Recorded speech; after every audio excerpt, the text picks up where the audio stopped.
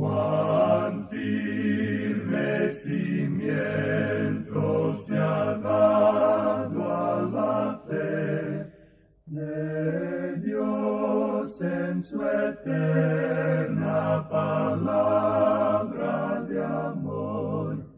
Con el propósito de compartir con usted las inmutables verdades de la palabra de Dios, presentamos A través de la Biblia, un estudio detallado y sistemático de toda la Biblia que le ayudará a conocer lo que Dios ha revelado para nuestro provecho espiritual.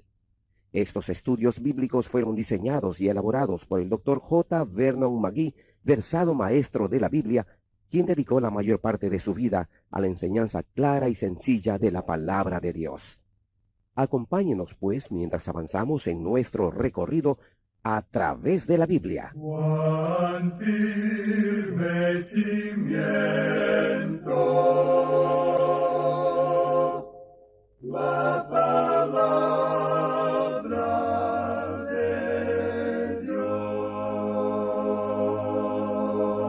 Es un gozo estar nuevamente con usted, amigo oyente, para traerle otro estudio de la serie A través de la Biblia. Continuamos hoy nuestro estudio en el primer libro de Crónicas, y estamos en el capítulo 20. Y en nuestro programa anterior avanzamos los primeros 3 versículos, y nos pareció un poco extraño lo que leímos. Parecería que en esta ocasión Joab fuera el agresor. Ahora puede que eso fuera cierto, pero si usted quiere acusarlo, entonces se ha olvidado de las cosas que vimos en nuestro programa anterior. ¿Recuerda usted que David hizo una oferta de paz al joven rey de Amón? Cuando murió el rey Naas, él envió sus condolencias, pero fue inmediatamente insultado, y el nuevo rey se lanzó contra el rey David en guerra abierta. Así que esto que estamos viendo es simplemente la continuación de lo que comenzó y que hemos estado considerando anteriormente. No se puede hacer arreglos con el mal, amigo oyente.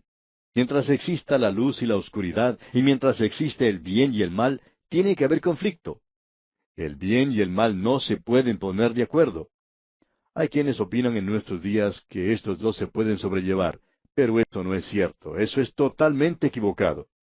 ¿Pueden acaso dos caminar juntos sin ponerse de acuerdo? Por supuesto que no. Si usted está andando con el mal, amigo oyente, es porque se ha puesto de acuerdo con él. Usted ha consentido a lo que es. Esto es algo que el mundo está olvidando hoy en día. Ahora podría parecer chistoso si no fuera realmente trágico, pero hay personas que se horrorizan con una guerra que queda más allá de los mares, pero cuando hay desorden en las mismas calles de nuestra ciudad, tenemos que aprender a entender a esas personas. Tenemos que aprender a apreciarlas. Esa es una hipocresía de nuestra cultura contemporánea que es algo nauseabundo en extremo. Si la guerra está mal más allá de los mares, pues está mal aquí también. Tenemos que hacerle frente al mal. Tenemos que enfrentarnos al desorden. No puede haber bien si no se opone al mal. Ahora, en el versículo 4 de este capítulo 20 del primer libro de Crónicas, tenemos a otro de los enemigos constantes de Israel y de David. Se trata de los filisteos. Leamos el versículo 4. Después de esto aconteció que se levantó guerra en Geser contra los filisteos, y Sibecai, Husatita, mató a Sipai, de los descendientes de los gigantes, y fueron humillados. Y continúa el resto de este capítulo 20 hablándonos de estos enemigos y la guerra que hicieron contra Israel. Este fue el mismo lugar donde David había dado muerte al gigante, y ahora vemos que los hijos del gigante también son muertos. Ellos eran enemigos constantes del pueblo de Israel. Ese es, pues, el mensaje de este capítulo para usted y para mí, amigo oyente. Ahora, al pasar al capítulo 21, cambia completamente el tema. Aquí encontramos el pecado de David al hacer un censo del pueblo. A través de nuestro estudio en el primer libro de Crónicas, hemos estado diciendo continuamente que este es el punto de vista de Dios. Aquí no estamos viendo las cosas desde la perspectiva del hombre, como vimos en los libros de Samuel y de Reyes, sino que esta es la perspectiva desde el punto de vista divino. Cuando vimos este mismo incidente allá en el capítulo 24 del segundo libro de Samuel, tenemos que confesar que estábamos un poco confusos en cuanto al censo del pueblo de parte de David. ¿Por qué era eso un pecado? ¿O por qué fue esto un pecado? Hicimos algunas sugerencias entonces, pero ahora, al ver el punto de vista de Dios, comprendemos por qué era pecado. Tenemos aquí la opinión de Dios. Antes habíamos tenido la opinión del hombre. Antes teníamos el lado político, ahora se nos presenta el lado espiritual. Vemos aquí que hay una explicación del pecado de David. En el segundo libro de Samuel, vemos a David actuando independientemente. Allí leímos del pecado de Israel, y Dios permitió que David fuese un instrumento, pero hay algo más. Leamos el primer versículo de este capítulo 21 del primer libro de Crónicas. Dice así: Pero Satanás se levantó contra Israel, e incitó a David a que hiciese censo de Israel. Aquí encontramos al culpable. Eso que ocurrió fue algo satánico. Satanás se encontraba detrás de todo esto. Y esto aclara el pecado de David. Podemos notar que aquí él no dice, conforme a la multitud de tus piedades, borra mis rebeliones, como había dicho antes, cuando se arrepintió del pecado que había cometido con Betsabé. Pero aquí vemos que Satanás está detrás de este pecado de David. Hay algo más que necesitamos considerar aquí, y es la misma pregunta que nos hicimos anteriormente. ¿Por qué era pecado el que David contara a los hijos de Israel? ¿Por qué era eso pecado? Quisiéramos investigar eso en una forma bien definitiva. ¿Por qué era pecado para David tomar un censo? Bueno, leamos el versículo 2 de este capítulo 21 del primer libro de Crónicas. Y dijo David a Joab y a los príncipes del pueblo, Id, haced censo de Israel desde Beerseba hasta Dan, e informadme sobre el número de ellos para que yo lo sepa. Aquí podemos notar algo interesante. Moisés tomó 2 censos del pueblo. En el libro de Números él tomó un censo al principio de la peregrinación por el desierto, y volvió a hacerlo al finalizar esa peregrinación. Y en realidad no hubo nada malo con ese censo. Por lo menos Dios no halló ninguna falta en eso. Pero aquí hay algunas personas que piensan que la razón por la cual David hizo ese censo fue el orgullo. Notemos ahora el versículo 3. Y dijo Joab, Añada Jehová a su pueblo 100 veces más, Rey Señor mío. ¿No son todos estos siervos de mi Señor? ¿Para qué procura mi Señor esto, que será para pecado a Israel? Este fue el primer hombre en oponerse a una computadora. David quería tener una estadística, y en nuestros días hay un pecado de estadísticas. Prácticamente todo está siendo computarizado. Como ya hemos dicho, hay personas que piensan que el pecado de David era el del orgullo, y esta explicación es la que se escucha más a menudo. Puede ser que sea el orgullo. Podemos decir que el orgullo tuvo una parte en esto, pero esa no es toda la explicación que se necesita. Quisiéramos que juntos leamos un pasaje en las Escrituras. Allá en el libro de Jeremías, capítulo 9, versículos 23 y 24 leemos, Así dijo Jehová, No se alabe el sabio en su sabiduría, ni en su valentía se alabe el valiente, ni el rico se alabe en sus riquezas. Mas alábese en esto el que se hubiere de alabar, en entenderme y conocerme que yo soy Jehová, que hago misericordia, juicio y justicia en la tierra, porque estas cosas quiero, dice Jehová. O sea que a Dios no le agradó que David tomase un censo. ¿Por qué? Porque David no se estaba regocijando en el Señor. Él estaba regocijándose en su propio poder. Así es que detrás del hecho de haber contado al pueblo estaba el pecado de la incredulidad. David estaba poniendo su confianza en los números y cantidades de gente que tenía antes que en Dios.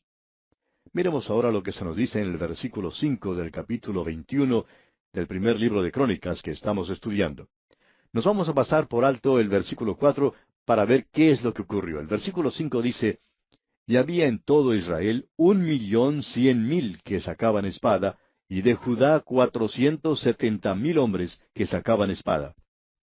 Hemos podido ver que David tenía 1,100,000 hombres en Israel y en Judá tenía 2,500. Cuando Moisés hizo su censo él tenía 603,000. De modo que vemos que David tenía casi 1,000,000 de personas más que Moisés.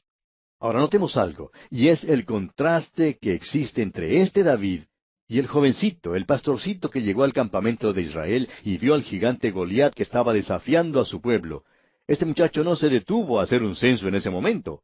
No quería detenerse a contar cuántos soldados tenía su ejército, sino que dijo que quería ir contra el gigante Goliat. ¿Y cómo hizo esto? Él confió en el Señor. Le hizo frente con su honda y 5 piedras lisas.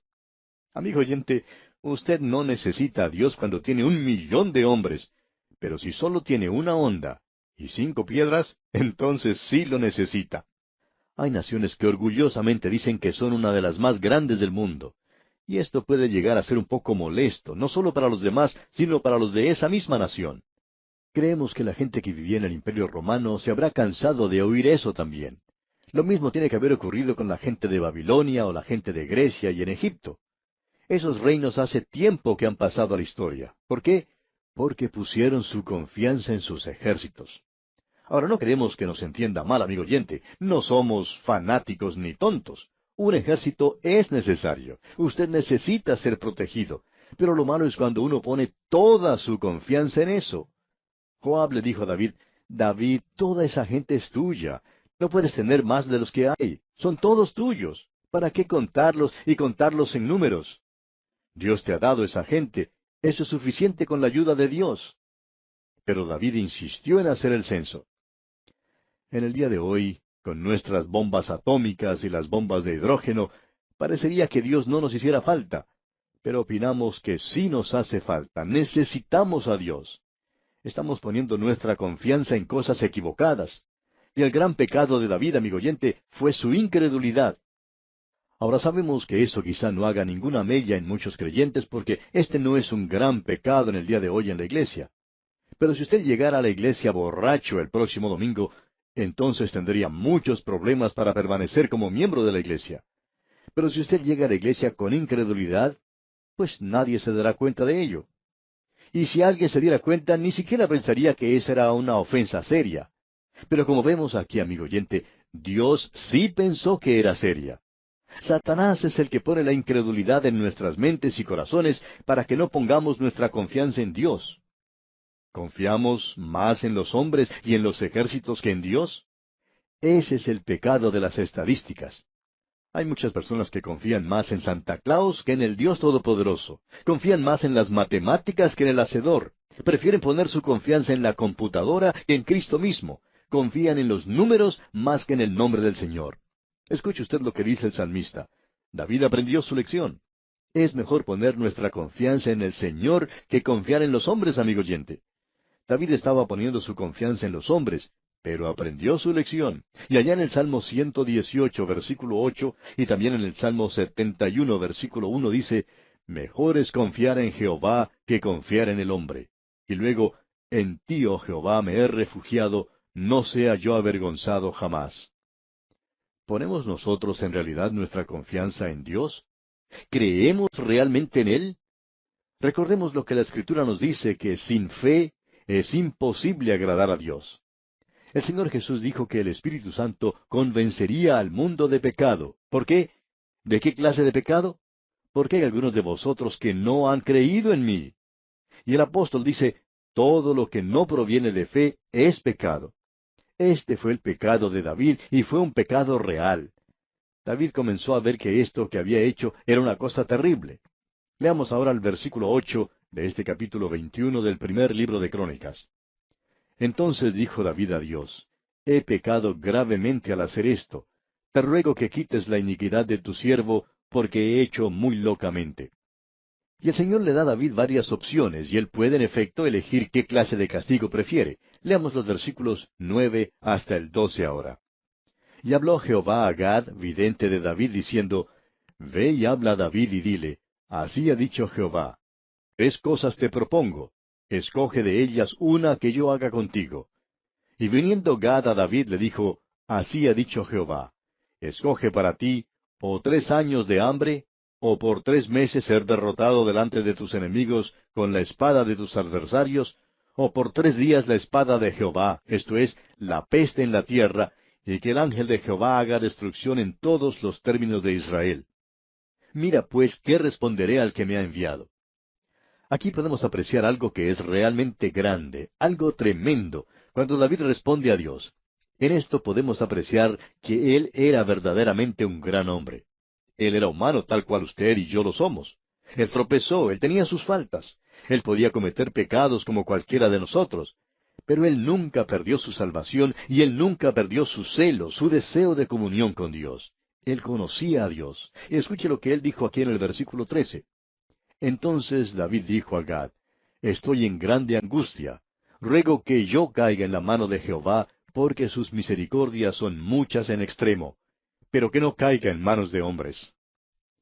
Aquí tenemos a un hombre que había puesto su confianza en los demás hombres. Él había hecho un censo. Él puede apreciar ahora lo que hizo.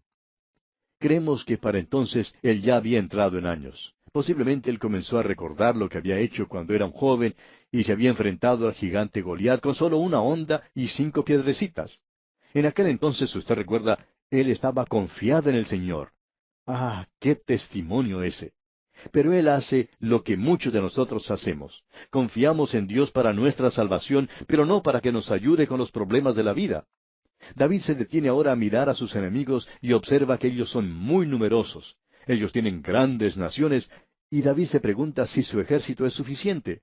Él no pensó si su Dios era suficiente. Su Dios era más grande que el gigante. Su Dios era más grande que todas las otras naciones. Pero entonces David toma el censo. ¿Cuántas veces usted, amigo oyente, y yo también hemos tomado un censo? No confiamos completamente en Dios. Pusimos nuestra fe en alguna otra cosa. No confiamos realmente en Él.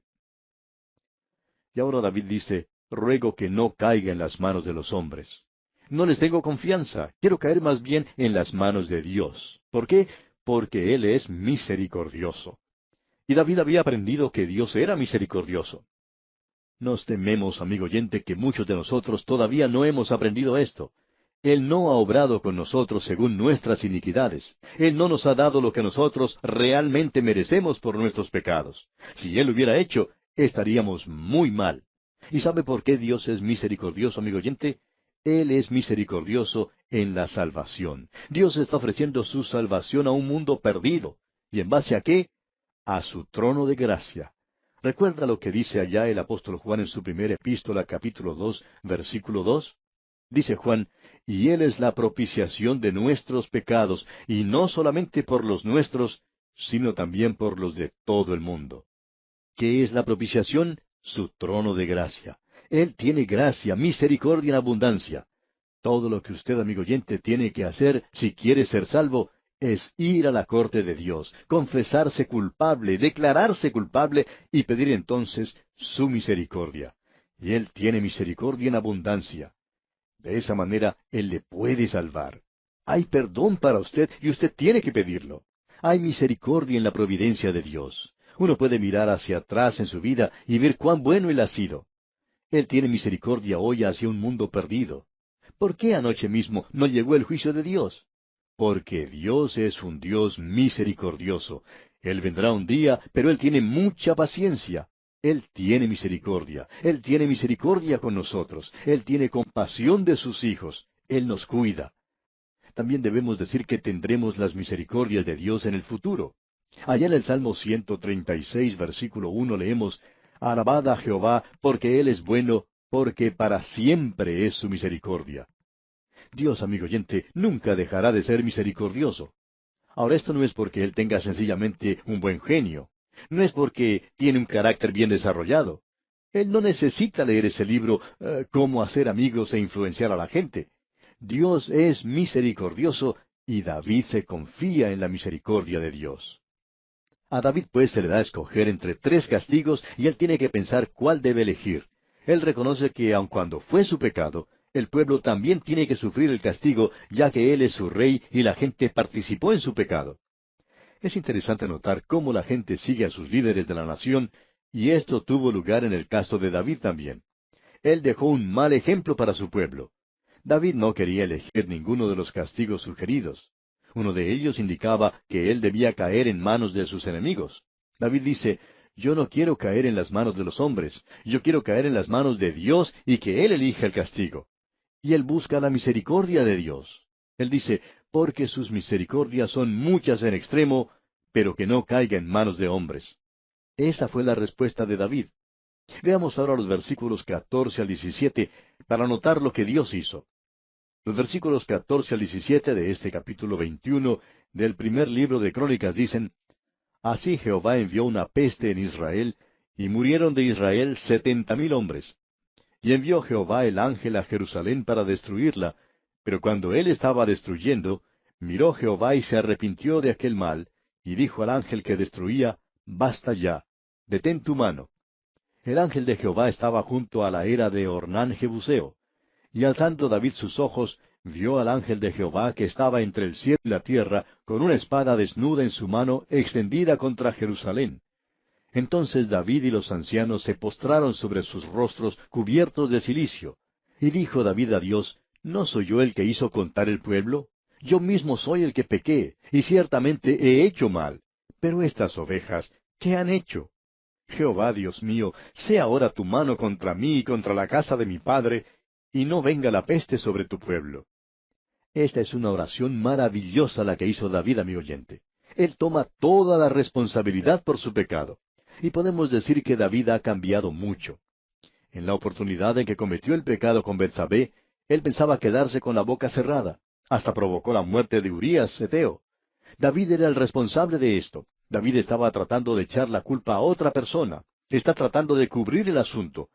Pero eso no ocurre aquí. David ha aprendido su lección. Él se presenta abierto, completamente delante de Dios en lo que a su corazón se refiere. Él le dice al Señor, yo soy quien pecó, yo soy el responsable por lo que ha sucedido, yo soy quien tiene que padecer el castigo. Y veamos ahora lo que dice el versículo 18. Y el ángel de Jehová ordenó a Gad que dijese a David que subiese y construyese un altar a Jehová en la era de Ornán Jebuseo. Aquí se hace mención de la era de Ornán, el lugar donde se trillan las mieses. Ese lugar se puede visitar también en el día de hoy. Está en el monte Moria. En ese lugar se ha erigido la mezquita de Omar. Esa es la zona del templo. Allí se edificaría el templo. Podemos ver que no fue David quien eligió el lugar, fue Dios mismo quien lo eligió. Y David, por supuesto, estaba de acuerdo con eso. Veamos ahora qué fue lo que ocurrió en ese lugar. Leamos los versículos 19 al 21 de este capítulo 21 del primer libro de Crónicas. Entonces David subió conforme a la palabra que Gad le había dicho en nombre de Jehová. Y volviéndose Ornán vio al ángel, por lo que se escondieron 4 hijos suyos que con él estaban. Y Ornán trillaba el trigo. Y viniendo David a Ornán, miró Ornán y vio a David, y saliendo de la era, se postró en tierra ante David. Esta era la era de Ornán. En ese mismo momento, Ornán estaba trillando el trigo. En esos días, durante la época de la cosecha, en las horas de la tarde comenzaba a soplar el viento. El agricultor lanzaba al aire el trigo y el viento separaba el trigo de la paja o el tamo. Esta paja caía en un lugar, mientras que el trigo iba a parar a un lugar aparte. El viento en ese lugar es bastante fuerte y los agricultores de ese entonces lo aprovechaban para separar el trigo de la paja o del tamo. Ese lugar que se menciona aquí es el mismo lugar donde Abraham ofreció a su hijo. En el otro extremo del monte es donde el Señor Jesucristo fue crucificado. Ese lugar se llama Gólgota, o sea, el lugar de la calavera. Es decir, que Dios fue quien seleccionó ese lugar. Él fue quien lo eligió. Y aquí, amigo oyente, vamos a detenernos por hoy porque nuestro tiempo ha concluido ya. Continuaremos, Dios mediante, nuestro estudio de este capítulo 21 del primer libro de Crónicas en nuestro próximo programa.